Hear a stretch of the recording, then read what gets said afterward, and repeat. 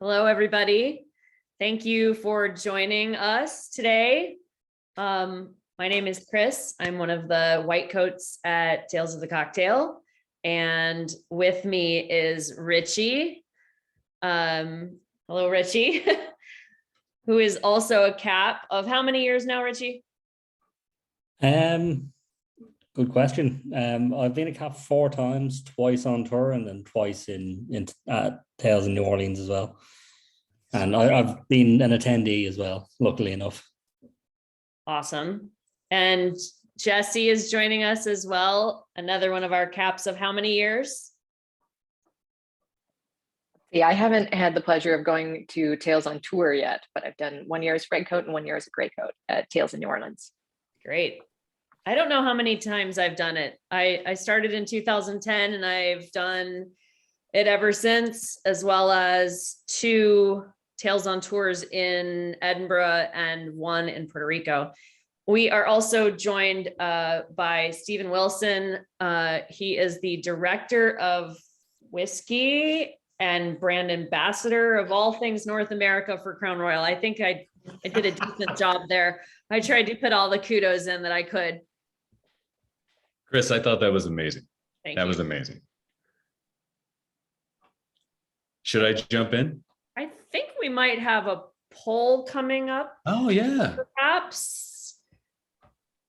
I don't have the powers on that one. Oh, there we go. Your choice, Crown Royal Old Fashioned or Crown Royal Manhattan, whatever y'all think is your best choice. We will not give any biased opinions from this panel, I promise. We will not. I don't think you can go wrong with either. If it has Crown Royal in it, it's going to be good. Let's be honest.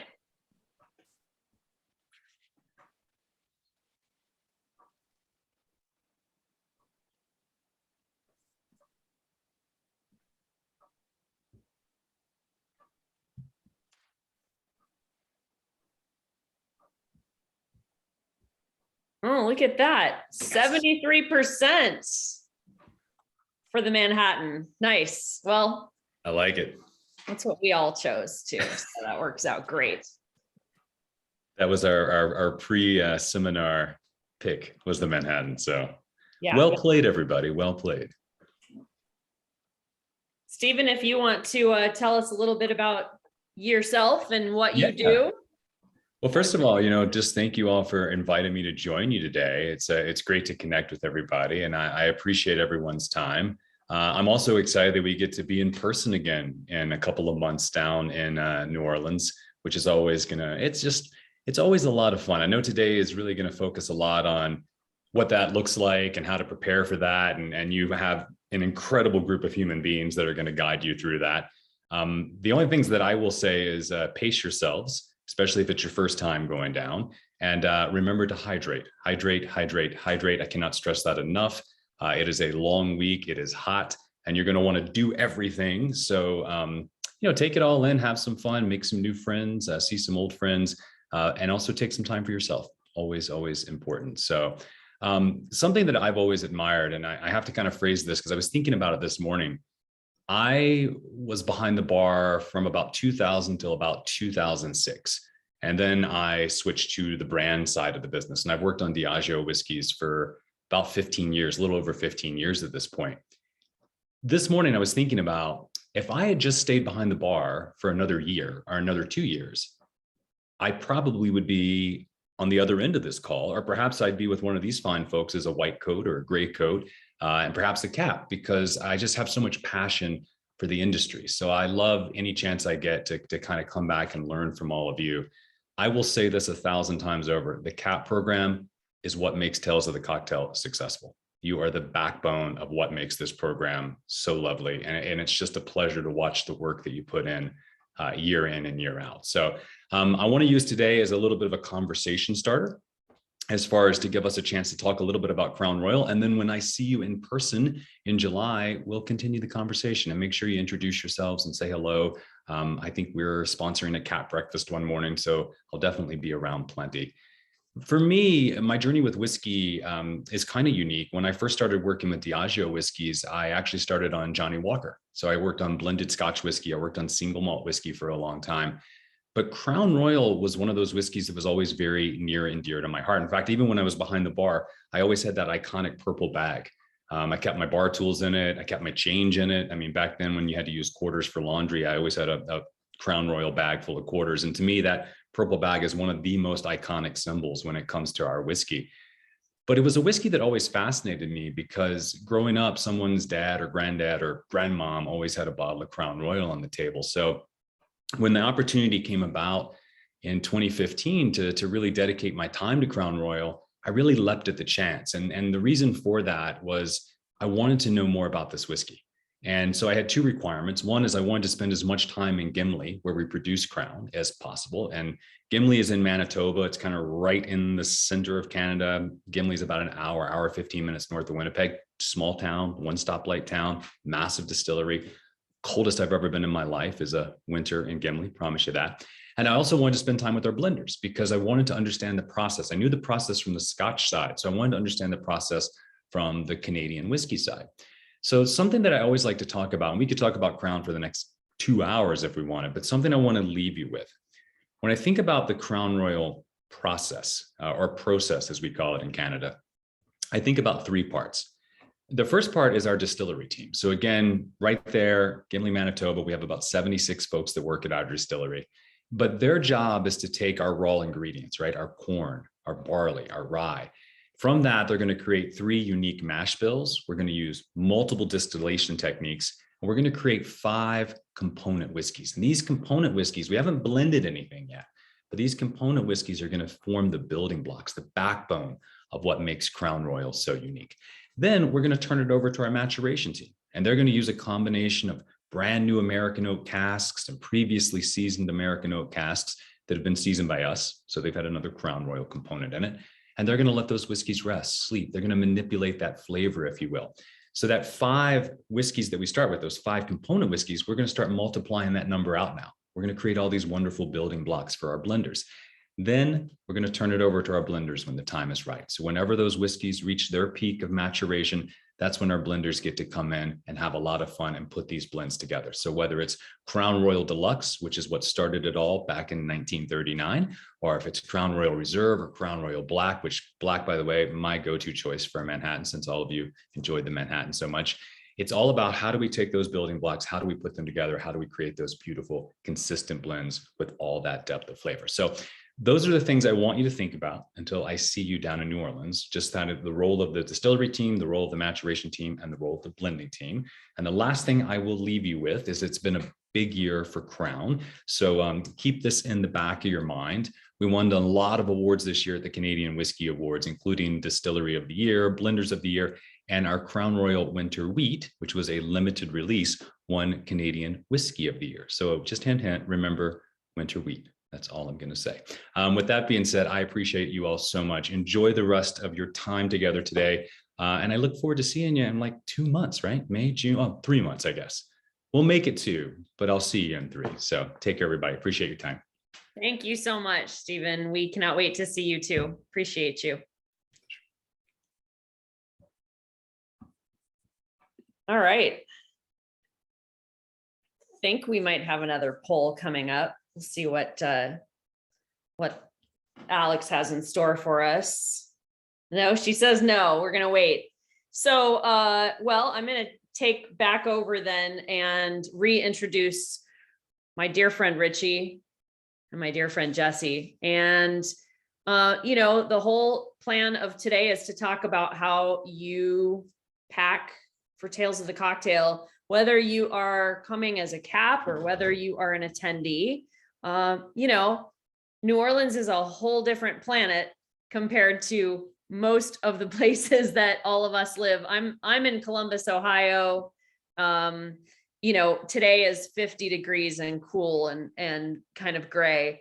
New Orleans in July is very warm, very humid. And I would ask my friend Jesse and Richie to come off mute at this point and just kind of join in with me here. it's like the hottest weather I've ever experienced. It absolutely kills me. So I'm based in Dublin in Ireland, and it's not even the heat, it's the humidity that gets me every time. I'm just not built for that kind of weather. It's extremely humid. And I think, the first thing I tell people when we talk about how to pack is think about that part, and, how hot of a person you are. If you're somebody who, 70 degrees is warm, really think about that with the materials that you pack in regards to shirts and pants, shorts, anything like that. I think on that note, I always think of however much clothing you think you need, pack twice as much, because you're going to want to change a lot. Yeah, I mean, I think that's a big part of it too, because for those of you who haven't been to New Orleans, the French Quarter is really quite small, and so unless you're leaving the quarter, you are walking everywhere that you're going. It's short blocks, and it doesn't make sense to take an Uber 1 mile away. So I think that that's something to really, really thoughtful of, is that you're outside walking in the heat, and it's not any cooler really in the evenings, not too much anyway. So I always tell the caps to wear really sensible shoes, because you're doing a lot of walking. And I think that a lot of people think, oh, it's so hot, I'll just bring my sandals or my flip-flops. And that's never a good idea. What do you guys think about that? Yeah, the ground on the French Quarter is not something you want your foot to touch. You want your foot to be completely covered at all times. Yeah.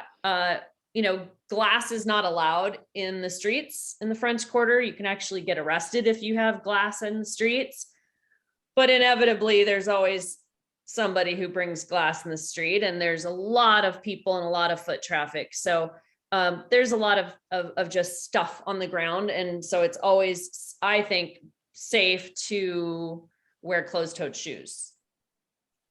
Make sure that you're comfortable. Just light shoes like Converse and something, they work amazingly because they're real light fabric and they breathe. Something like skate shoes, you might lose a foot. For sure. And we also, I think we haven't seen each other in 2 years, so we're going to want to look great for each other. But also, if you buy anything new, break it in first. You don't want to break it in with all that walking around in New Orleans.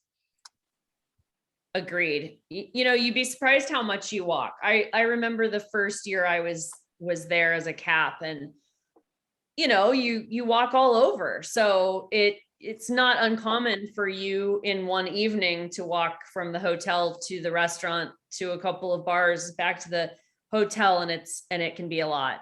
In addition to like shirts and pants, obviously, extra socks.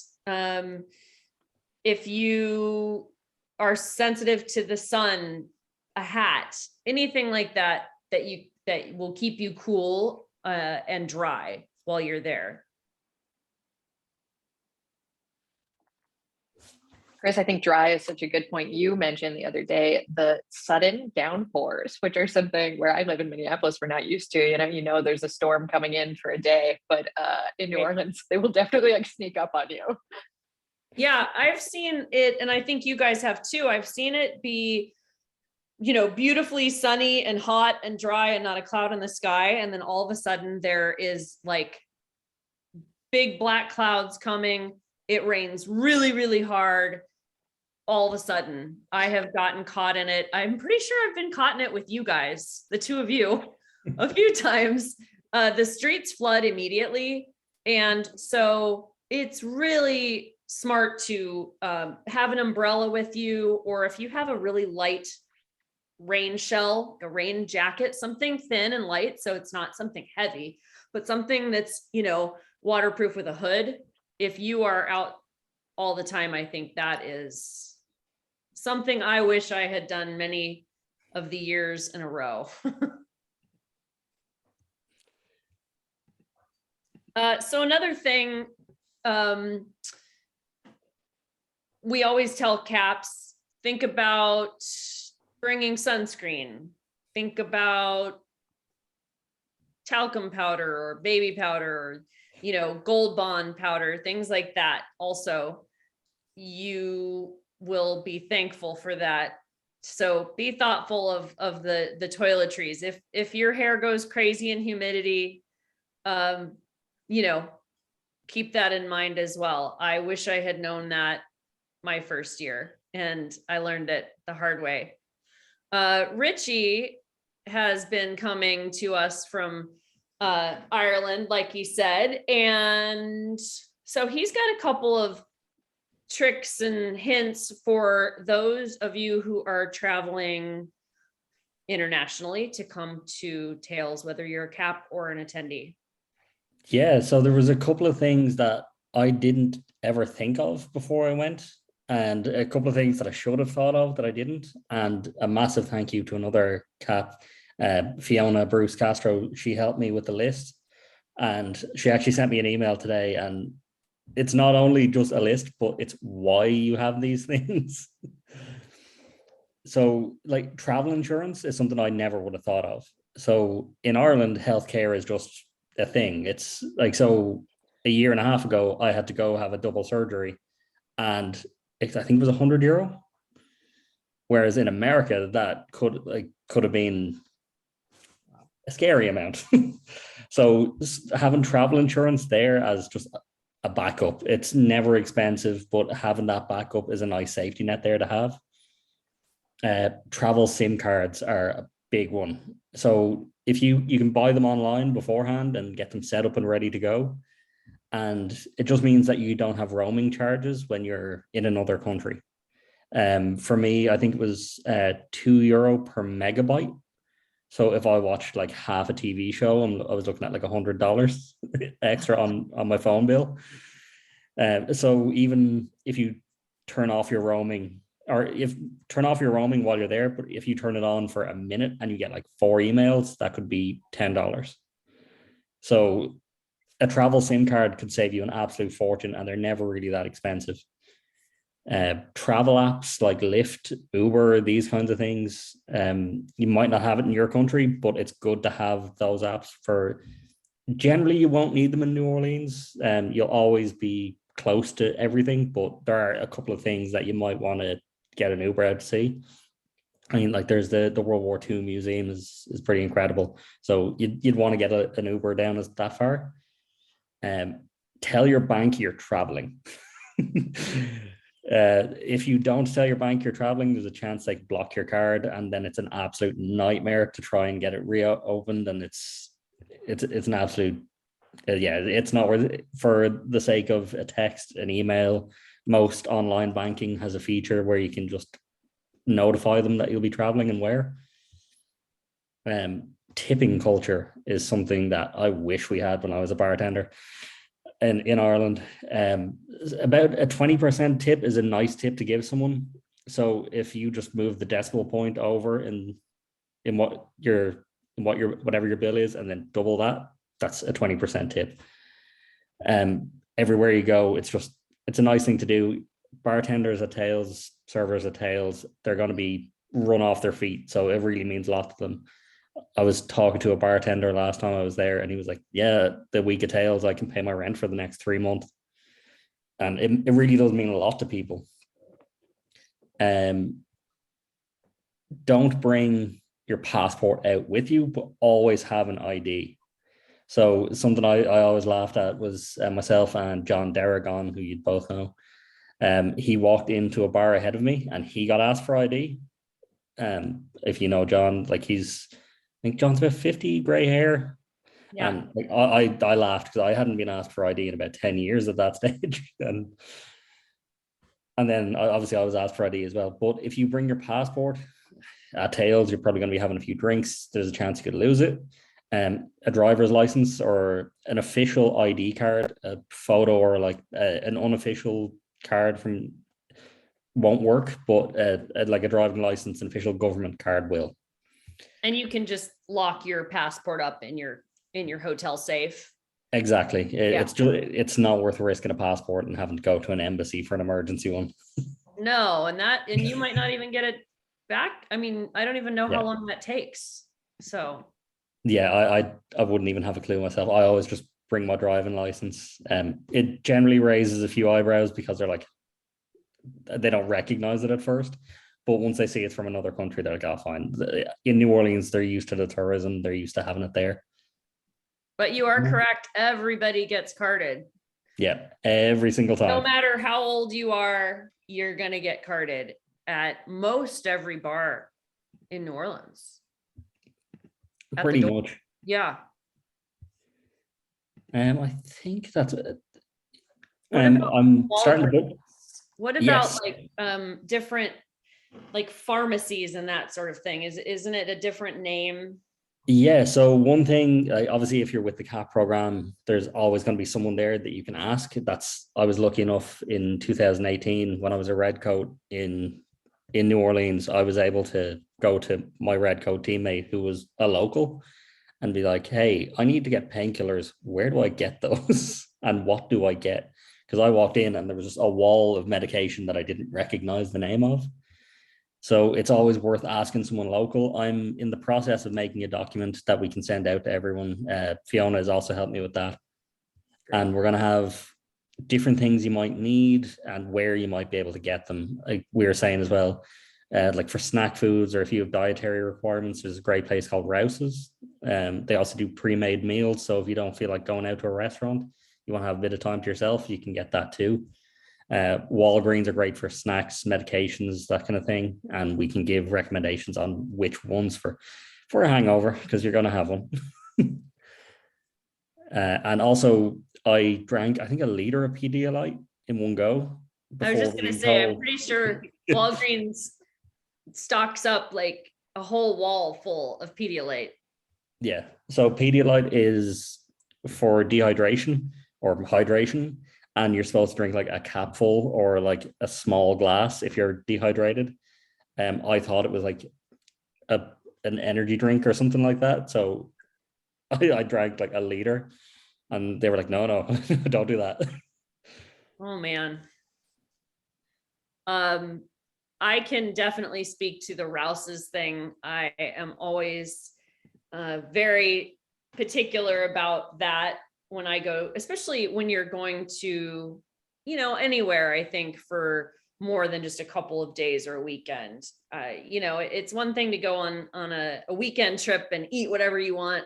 But I think if you have specific things that you eat in your diet, then 8 or 10 days in somewhere else, it's important to make sure that you eat properly. So I always go to Rouse's as a cap.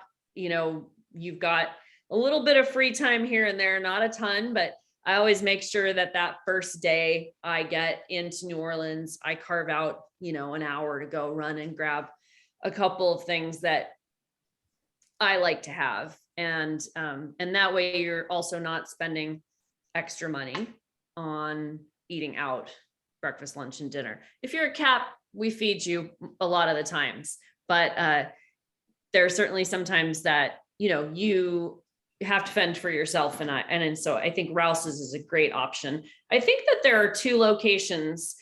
I know that there's one right there by the Hotel Monteleone in like right in the heart of the quarter, but I'm not sure. I'm pretty sure we would have to talk to one of our New Orleans people, but I'm pretty sure that there's more than one location too. So you can certainly Google and find that out. It looks like somebody's putting in the chat that there's one in the business district. Yeah, that's what I thought. One thing I will also say, I travel for my job and I still forget them every time. Travel adapters. Like 2 weeks ago, I arrived into a country. It was 1:30 a.m. and I realized they use different plugs than I do. It's worth having 2 or 3 just in case, or even a power bank that you can use to charge mobily is pretty good too. I think that different countries' adapters have higher voltage too. Yeah, some do. Because I remember plugging in a curling iron in Scotland and it like blew up. it couldn't handle the amount of power that was coming out of the wall. So good call on the power adapter. You can't charge your phone or anything else if you don't have the right plug. Yeah, exactly. And I think you can get universal ones now as well that can just, like, you pay $30 and it can just go anywhere in the world. It's got all the different things in it. It's handy to have. I'm sure. Jesse, what about you? When you pack for New Orleans, what are you thinking about? Are you thinking about like outfits or how much you're bringing? Are you a light packer or a heavy packer? Yeah, I was thinking about that because I feel like it's starting to sound like a really big list, which, you need a lot of things. It's a long week. Specifically, if you're capping, I think, the last time I capped, I like really coordinated with my roommate too, because caps know who their roommates are going to be ahead of time. And so, only one of us needed to bring sunscreen. We didn't both have to bring it. And so we kind of divvied up our list. And I thought that was pretty helpful and helped me go a little lighter. Yeah, that is super, super smart. I love that. I was also thinking with phones, when you're saying phones, I always took a remote charger as well, one of the like little battery packs that you can plug in, because they are long days and you don't know how much you're going to use your phone. Like, especially you're going to want to take a lot of photos. And so I needed a like midday charge most of the time. Yeah. And even if you're not a cap, but you're attending, you're leaving your hotel, you're going to another hotel where the actual event is, there's hundreds and hundreds of people in and out all day long, thousands. And you might not be able to plug in your phone, regardless of whether you're cap or whether you're attending seminars. So that's a good point. I've always had the Mophie style charger that is part of the case, but good point. And, talking about seminars, we keep talking about how hot it is outside. It's cool in those rooms in the hotel. I mean, I remember many times sitting in those rooms, like shivering. So as silly as it seems, as much as we're talking about how hot it is in New Orleans, I always encourage people to bring a little jacket, a sweater, something to keep yourself warm in those seminar rooms. What do you guys think? Yeah, as good as air conditioning is, after coming out of that heat, it gets cold quick. And it's a nice break from the heat, but you don't want to get sick from it. So as you said, something like a light jacket or a sweater or something, just while you're in a seminar room, it'd be fine. But Richie, do you own a pair of long pants? Nope. I don't bring full-size pants to New Orleans. It is too hot. You don't? No, never. Well, I'll bring like suit pants for the Spirited Awards, but that is it. That is all I'm bringing. It's shorts. Yeah, it is too hot and I cannot handle it. That is hilarious. Well, I do encourage people to wear skirts, or in your case, a kilt, perhaps. I would. It is warm enough that it would call for it. Yeah. One thing in regards to the amount that you're packing is that you will also have stuff to bring back with you. So if you've never been to New Orleans, you are going to want to buy souvenirs, just because New Orleans is such an incredible city. And there are definitely things that you'll find in little shops that you can't live without, and you'll want to buy things for family and friends. But also just at Tales, there's bookstore and all the little swaggy things and shirts and stuff that you get. I think every time we go, we end up almost with a whole suitcase extra, right?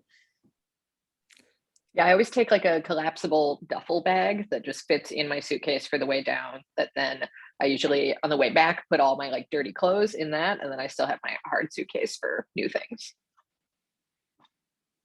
One year I was at the airport with 2 full suitcases, and they were both over the weight limit because of all that extra stuff. And so I literally was that guy opening up my suitcase at the airport, emptying it out and throwing things away because I just had collected so many extra things. It'll happen. Also, one for people traveling outside of America, you can have limits on how much liquid you're allowed to bring in your suitcase. So if you are bringing bottles back, you need to be careful of how many you're bringing back and make sure you're within the limits, or they might take it off you and make you throw it out in the airport. And if it's nice, that's not fun. I've seen it happen. Yeah, that would be a big bummer. Definitely don't want to do that. I'm just looking through the chat here and seeing if there's anything.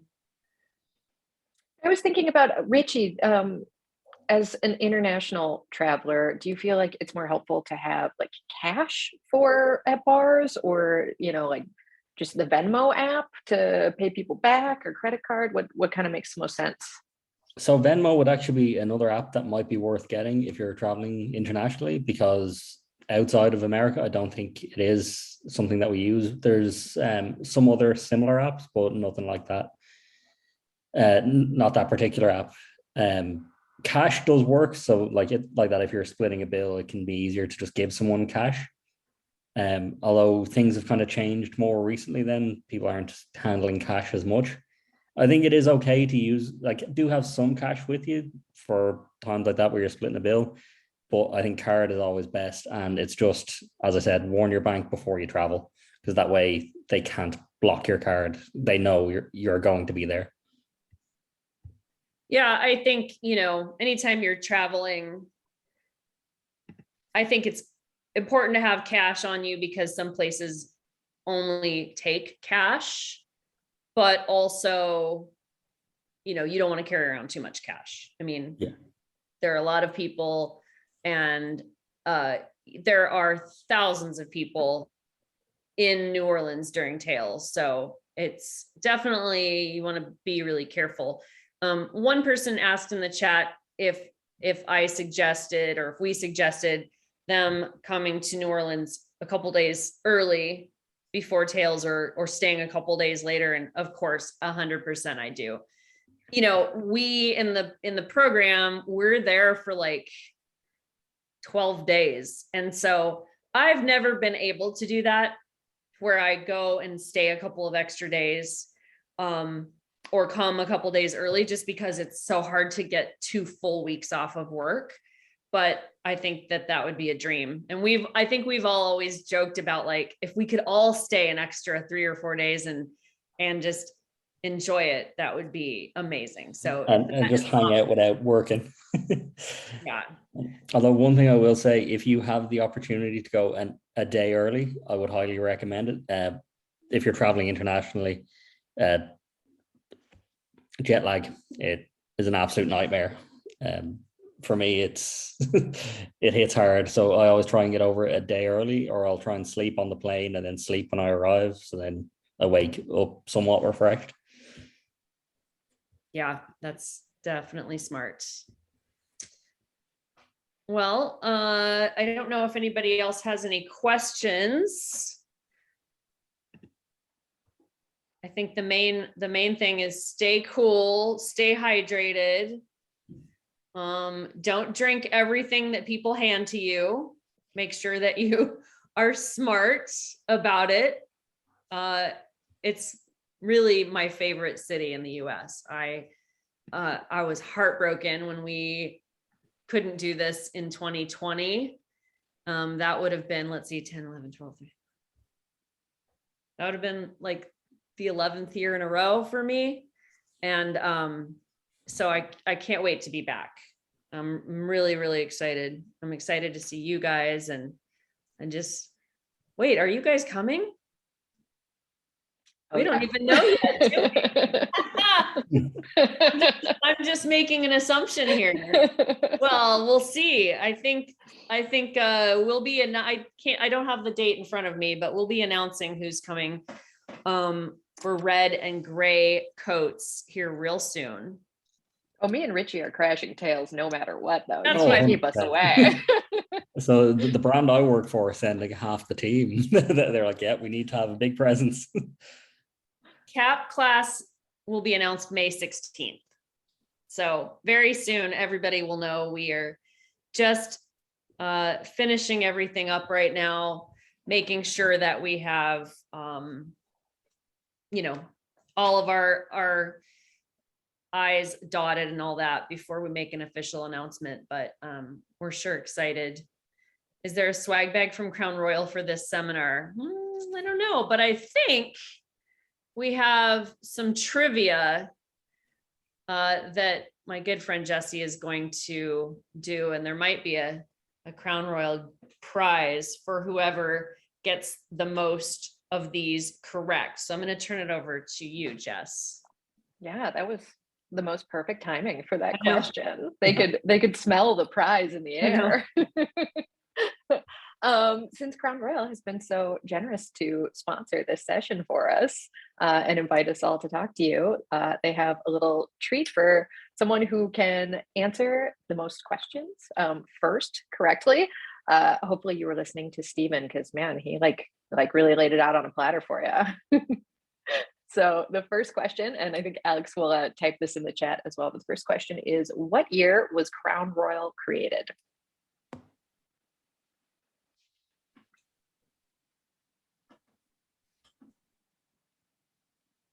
feel like we need the Jeopardy song. I know. There we go. We got one, 1939. Exactly. All right. How many component whiskeys does Crown Royal produce to start the whiskey making process? Exactly 5 whiskeys to start that blend. These guys were listening. You're on top of it. It's going to be a tight competition. All right. What is one of the most iconic symbols of Crown Royal?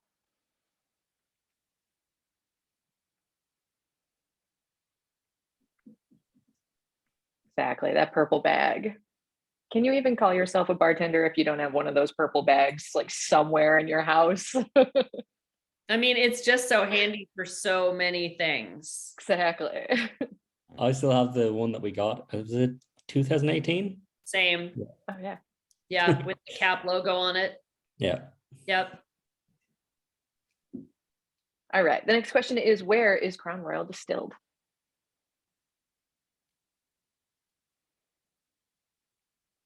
Canada's right. Anybody got more specific?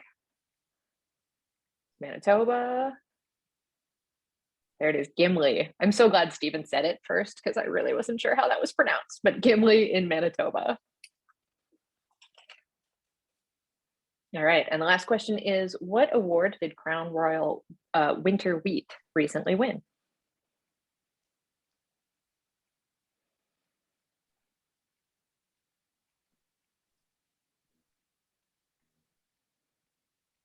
Exactly. We recently won for the Winter Wheat Crown Royal. It was Canadian Whiskey of the Year. And those are our little trivia questions. Nice. They were paying attention. They were definitely paying attention. And you're right. Stephen he laid it out perfectly. That was awesome. Well, Alex from Tales of the Cocktail, who you guys, I don't think you guys can see her, but she's the right arm of the CAP program. She handles a lot of things, and we are blessed and grateful for her every day. So she's going to figure out who the winner was, and she will be in touch. So if there aren't any other, I don't know if there's any other questions. I think that we hit them all here. Let me look back here real quick. I don't want to miss any. If we do go out early, any recommendations for where to stay that isn't too crazy expensive and in good areas? I mean, I would suggest the Quarter, just because it's easy to get around. You know, outside of the Quarter, depending on how far you're going to end up having to Uber unless you don't mind walking. So I would suggest the Quarter. I mean, there's a lot of good places, and probably not crazy expensive. So I don't know. I would suggest looking soon though, regardless, because this is going to be very exciting. Tales of the Cocktail, our first one back live and in person. And I have a feeling that that it's going to be great, and there's going to be a lot of attendees. So I think that we've got one more poll that Alex is going to pop in here for us. I just can't wait to hear who this cap class is going to be. A few more weeks. It's driving me nuts. I know. I can't wait. How did you hear about this webinar?